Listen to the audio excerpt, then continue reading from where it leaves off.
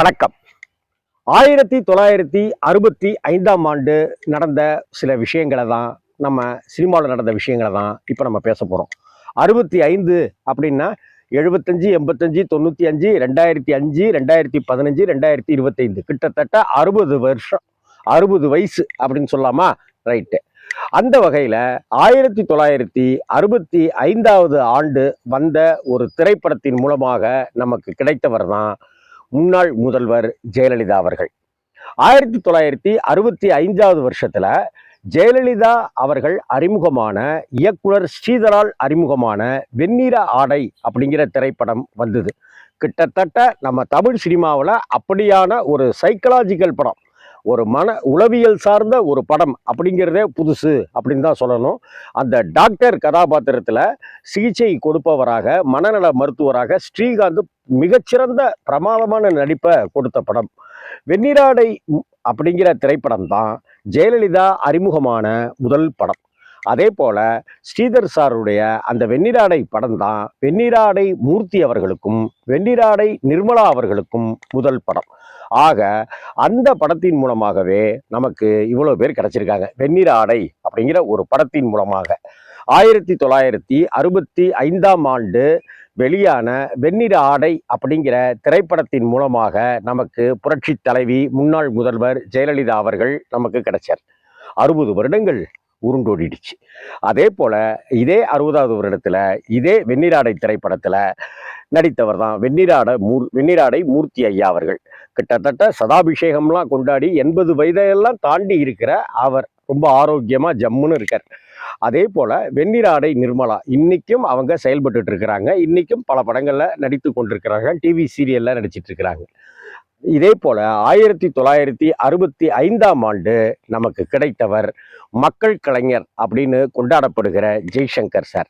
Hi அப்படின்னு வார்த்தைக்கு டிக்ஷனரியில ஜெய்சங்கர் அப்படின்னு வரும். பெரிய தயாரிப்பாளர்னால் இல்லாமல் ஒரு லைட் பாய் முதற்கொண்டு எல்லாரையும் அன்பு ஒழுக கருணை பொங்க பாசத்தை ததும்ப ததும்ப காட்டுகிற ஹாய் அப்படின்னு சொல்கிற ஒரு அற்புதமான மனிதர் ஜெய்சங்கர் அப்படின்னு தெரியும். சிட்டாடல் அப்படிங்கிற ஒரு மிகப்பெரிய நிறுவனம் தயாரித்த அந்த படம் தான் இரவும் பகலும். அந்த இரவும் பகலும் 1965ஆவது ஆண்டு வந்தது.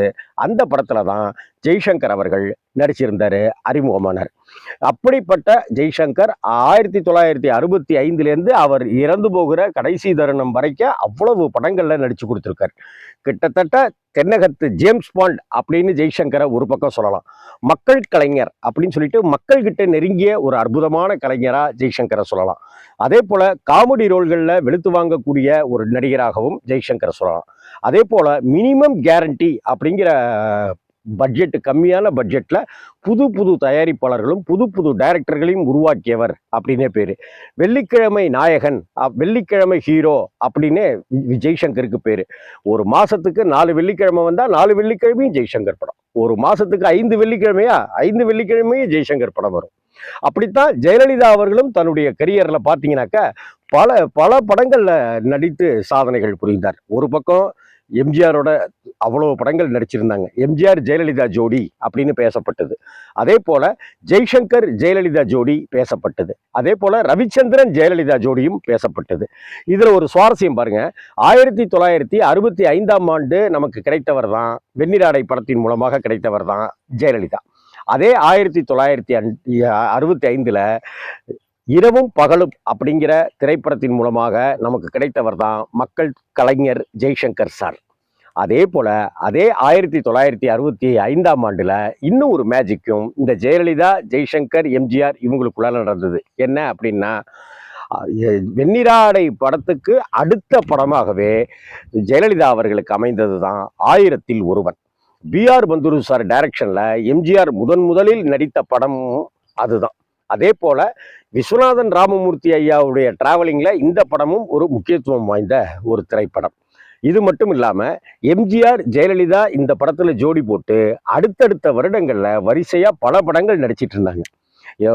KR விஜயா கூட எம்ஜிஆர் நடிச்சிருந்தாலும், சரோஜாதேவி கூட நடிச்சிருந்தாலும், ஜெயலலிதா எம்ஜிஆர் ஜோடிங்கிறது இதை எடுத்து வரிசையாக வர ஆரம்பித்த காலகட்டம் அந்த 1965லிருந்து 1000ல் ஒருவன் திரைப்படத்திலிருந்து. இதே போல 1965 ஜெயலலிதா அறிமுகமானாங்க, எம்ஜிஆர் கூட நடிக்க ஆரம்பிச்சாங்க. ஜெய்சங்கர் அறிமுகமானாரு, ஜெய்சங்கர் ஜெயலலிதா 2 பேரும் சேர்ந்து நடிக்க ஆரம்பிச்சாங்க. அந்த திரைப்படம் வந்து நீ அப்படிங்கிற திரைப்படம். யார் நீ அப்படிங்கிற ஒரு திரைப்படத்துல நடிச்சாங்க. அது அடுத்தாப்புலலாம். ஆனா ஜெய்சங்கரும் ஜெயலலிதாவும் இணைந்து நடித்த முதல் படம் நீ அப்படின்னு. பாடல்கள் அனைத்தும் சூப்பர் ஹிட்டு. ஜெயலலிதாவுடைய நடிப்பு திறமையை அந்த படத்துல நம்ம பார்க்கலாம். அப்பேற்பட்ட ஒரு அற்புதமான படம். இதே 1965 இன்னைக்கு திரையுலகுக்கு வந்து 60 ஆண்டு ஆயிடுச்சு அப்படின்னு கொண்டாடுபவர்கள முக்கியமானவர் என்றும் மார்க்கண்டேயன் அப்படின்னு சொல்லப்படுகிற Sivakumar sir. Sivakumar sir AVM உடைய காக்கும் கரங்கள் அப்படிங்கிற திரைப்படத்துல தான் நடிகராக அறிமுகமானார். ஒரு ஓவியராக, ஒரு எழுத்தாளராகன்னு பன்முக திறமைகள் கொண்டவர். பின்னாடி இப்பெல்லாம் நமக்கு மிகச்சிறந்த ஒரு உபன்யாசகராகவும் பேச்சாளராகவும் சொற்பொழிவாளராகவும் அறியப்படுகிற திரு சிவகுமார் அவர்கள் நடிகராக ஜொலிக்க ஆரம்பித்தது முதல் படத்திலேயே, காக்கும் கரங்கள் அப்படிங்கிற திரைப்படத்திலேயே. அந்த காக்கும் கரங்கள் திரைப்படத்துல பட நீளம் காரணமாக சிவகுமார் அவர்களுடைய நல்ல நல்ல காட்சிகள் எல்லாம் கட் பண்ணி தூக்கி போட்டதுல ஏவிஎம்கே ஒரு பெரிய வருத்தம் இருந்தது. அதை சரி செய்கிற விதமாக அதற்கு அடுத்தாப்புல 3 வருடங்கள் கழித்து உயர்ந்த மனிதன் படம் உருவாக்கும் போது சிவகுமாருக்கு லட்டு மாதிரி ஒரு கேரக்டர் கொடுத்துருப்பாங்க. சிவகுமார சாரை தவிர அப்ப வேற எந்த ஒரு நடிகரையும் அந்த காலத்துல கற்பனை செய்து கூட பார்க்க முடியாது. சிவாஜியினுடைய மகனாக, வீட்டு வேலைக்காரனாக பிரமாதம் பண்ணியிருப்பார் சிவகுமார்.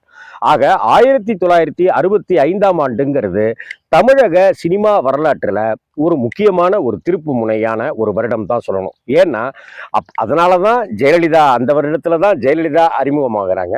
அந்த வருடத்துல தான் ஜெய்சங்கர்ங்கிறவர் அதுக்கு அடுத்த ஒரு 20 வருடங்களை வந்து சினிமா துறையில கோலோச்சிட்டு இருக்கிறாரு. அதற்கு அதே போல எம்ஜிஆர் ஜெயலலிதா ஜோடிங்கிறது பட்டைய கலப்புற ஜோடி அப்படிங்கிறதும், ஜெய்சங்கர் ஜெயலலிதா ஜோடி பட்டைய கலப்புற ஜோடி அப்படிங்கிறதும் நமக்கு தெரியும். அதே போல சிவகுமார் அவர்கள் அந்த காக்கும் கரங்கள் திரைப்படத்தின் மூலமாக நடிச்சு அதற்கு அடுத்தாப்புல 70களில் வந்து அவர் ஹீரோவா இருப்பாரு. இன்னைக்கு இருக்கிற கமலஹாசன் செகண்ட் ஹீரோவா இருப்பார். சிவகுமார் ஹீரோவா இருப்பாரு. அதற்கு பிறகு வந்த ரஜினிகாந்த் அவர்கள் செகண்ட் ஹீரோவா இருப்பாங்க.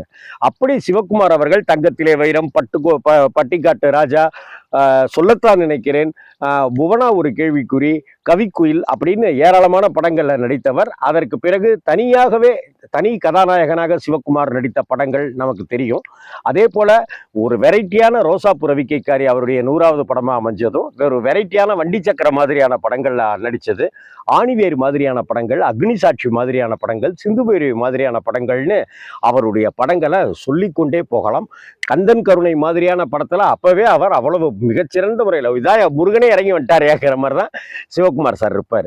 அப்பேற்பட்ட சிவகுமார் அவர்கள் நம்ம திரையுலகுக்கு கிடைத்தும் 60 வருடங்கள் ஆயிடுச்சு. அதே போல தமிழக சினிமா வரலாறு மட்டும் இல்லாம அரசியலையும் இங்க பொருத்தி பார்க்க வேண்டிய இடமா இருக்கு.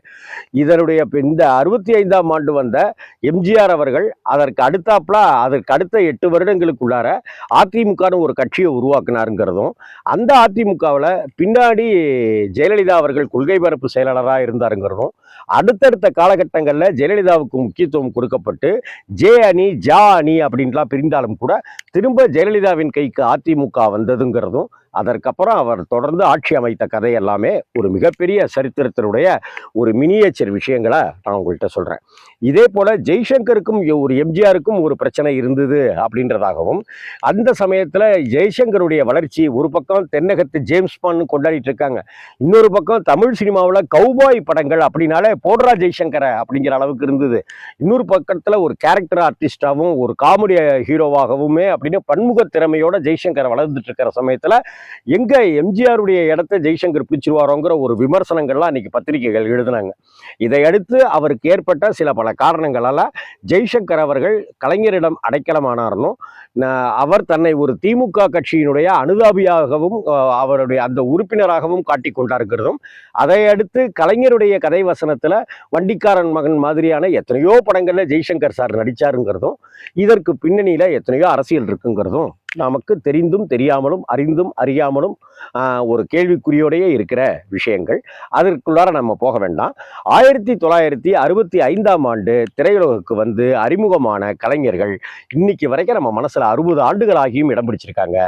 அப்படி 60 ஆண்டுகள் திரையுலகிற்கு வந்துவிட்ட மக்கள் கலைஞர் ஜெய்சங்கர், புரட்சி தலைவி ஜெயலலிதா அம்மா, வெண்ணிற ஆடை நிர்மலா, வெண்ணிற ஆடை மூர்த்தி, முக்கியமாக என்றும் மார்க்கண்டேயனாக திகழ்கிற சிவகுமார், இவர்களுக்கெல்லாம் இந்த நடிகர் சங்கம், தமிழக அரசாங்கம் ஏதாவது ஒரு விழா எடுப்பார்களா? அப்படி ஒரு விழா எடுத்து இவர்களை வாழும்போதே கௌரவிப்பார்களா? ஜெய்சங்கர் இன்னைக்கு இல்லை, ஜெயலலிதா இன்னைக்கு இல்லை, வெண்ணிறாடை மூர்த்தி ஆரோக்கியமாக வாழ்ந்து கொண்டிருக்கிறார். சிவகுமார் சார் அதே ஆரோக்கியத்தோட ஜம்முன்னு வாழ்ந்துட்டு இருக்கிறாங்க. வெண்ணிறாடை நிர்மலா இருக்காங்க. இவர்களையெல்லாம் அழைத்து ஒரு விழா நடத்தினா அது அவங்களுக்கு எவ்வளவு சந்தோஷமாகவும் பெருமிதமாகவும், நல்ல நல்ல அனுபவங்கள் அவர்களை வைத்து இயக்கிய இயக்குனர்களை எல்லாம் வைத்து கொண்டு எடுத்தாக்க ஒரு விழா எடுத்தாக்க அது எவ்வளவு பெரிய ஒரு வரலாற்று பதிவாக இருக்கும். இந்த தென்னிந்திய நடிகர் சங்கமாக இருக்கட்டும், தமிழக அரசு, தமிழக முதல்வர் மு.க.ஸ்டாலின் அவர்களாக இருக்கட்டும், தயவு செய்து 60வது ஆண்டை நெருங்கி இருக்கிற 60ஆம் ஆண்டை கொண்டாடக்கூடிய இந்த தருணத்தில் அந்த கலைஞர்களை, நடிகர் சிவகுமார் அவர்களை மனதார வாழ்த்தி ஒரு விழா, வெண்ணிறாடை மூர்த்தி அவர்களையும் வெண்ணிறாடை நிர்மலா அவர்களையும் வாழ்த்தி ஒரு விழா, அதே போல மக்கள் கலைஞர் ஜெய்சங்கரை வாழ்த்தி ஒரு விழா, இப்படியெல்லாம் எடுத்தா அது ரொம்ப ஆரோக்கியமாக இருக்கும். அது ஒரு இன்றைய ஜெனரேஷனுக்கு அது ஒரு பெரிய பதிவாக இருக்கும்னு நினைக்கிறேன். வணக்கம்.